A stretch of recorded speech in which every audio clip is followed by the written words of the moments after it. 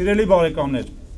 ես այսօր այստեղ կանգնած եմ որպես Արմավիրի մարզի բնակիչ, բայց նաև որպես եզդի համայնքի զավակ, մի համայնքի, որը դարեր շարունակ ապրում է Հայաստանում եւ իր աշխատանքով, իր հավատարմությամբ մասնակցում է մեր երկրի կառուցմանը։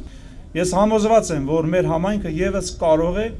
եւ պետք է ակտիվորեն մասնակիցը լինի մեր երկրի համար կարևոր գործընթացներին եւ ունենա նաեւ իր ներդրումը ուժեղ Հայաստանի կերտմանը։ Բոլորս ենք ականատես լինում, թե հակաիրավական գործընթացների արդյունքում ինչպես են թիրախավորվում եւ քրեական հետապնդումների ենթարկվում հայ առաքելական եկեղեցու սպասավորները, թե ինչպես է ակնհայտ աբսուրդ մեղադրանքով կալանավորվում ուժեղ Հայաստան կուսակցության առաջնորդ Վարերար Սամվել Կարապետյանը։ Եվ այս ամենը արվում է մի քաղաքական իշխանության կողմից, ով իշխանության եկավ մեզ բոլորից ժողովրդավարական, իրավական եւ արդար պետության մասին խոստումներով։ Ես մշտապես փորձել եմ պայքարել այդ երևույթների դեմ քաղաքացիական հասարակության ոլորտում, սակայն գալիս է մի ժամանակ, մի պահ, երբ այլևս միայն դիտորդ լինելը բավարար չէ։ Ես որոշել եմ կարևոր այս արժեքների համար պայքարը տեղափոխել նաև քաղաքական դաշտ, քանզի շատ խնդիրների լուծումը առավելապես հենց քաղաքական մակարդակում է արվում։ Եվ այդ պայքարն անցնելու եմ ուժեղ Հայաստանի հետ,